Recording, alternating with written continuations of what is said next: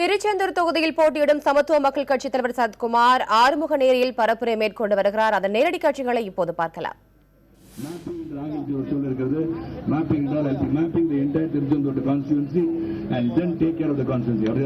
வரைபடத்தில் எப்படி இருக்கிறது, எந்தெந்த பகுதிக்கு எதை செய்ய வேண்டும், எந்த பகுதிக்கு எது தேவைப்படுகிறது, எதை முதன்மைப்படுத்த வேண்டும் அடிப்படையில் சிறந்த முறையிலே விஞ்ஞான வளர்ச்சி அடைந்த சூழலே சிறப்பாக நான் பயந்து இந்த பகுதிக்கு செயல்பட மட்டும் சொல்லலாம்.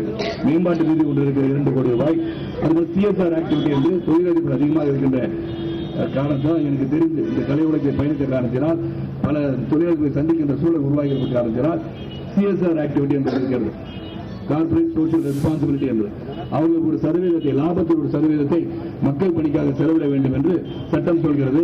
ஆக அவர்களை சந்தித்து சில கிராமங்களையும் சில பஞ்சாயத்துகளையும் தத்தெடுக்க சொல்கின்ற வேலையை என்னால் செய்ய முடியும் என்று உறுதிப்படுத்தி சாப்ட்வேர் கம்பெனி இங்கே வரத்துக்கு கட்டுமான பணிகள் உருவாகி கொண்டிருக்கின்றன.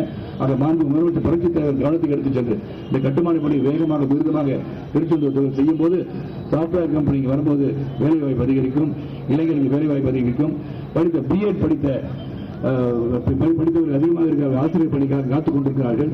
நிச்சயமாக உங்கள் கோரிக்கை எல்லாம் இதெல்லாம் நான் கேட்டது, தொகுதி விஜயம் செய்யும்போது நான் கேட்டது, உங்களை நிச்சயமாக முதலமைச்சர் புரட்சித் தலைவரின் கவனத்துக்கு எடுத்துச் சென்று ஆசிரியர் பணிகளை அதிக இடங்களில் அவர்களை பணிக்கு அமர்த்துமாறு அவர்களை கேட்பதற்கான பணியை நிச்சயமாக செய்வேன் என்று சொல்லி சுற்றுலா மையமாக உருவாக்குவது, திருச்செந்தூரை சிறந்த ஒரு தொகுதியாக உருவாக்குவது இந்த அடிப்படையை மக்கள் நலன் காக்குவதற்காக மக்களுக்காக நிச்சயமாக உறுதியாக நேர்மையாக இறுதியாக மக்களோடு மக்களாக இருந்து பணிபுரிய காத்துக் கொண்டிருக்கின்றேன். சரத்குமார் வானத்திலிருந்து குதிச்ச நட்சத்திரம் அல்ல, சைக்கிள் உயர்த்தி பட்டதாரி, BSc கணிதம் படித்தவன், சைக்கிள் போய் பெருத்துறவை பேப்பர் போட்டு 500 ரூபாய் சம்பளத்துக்கு வந்து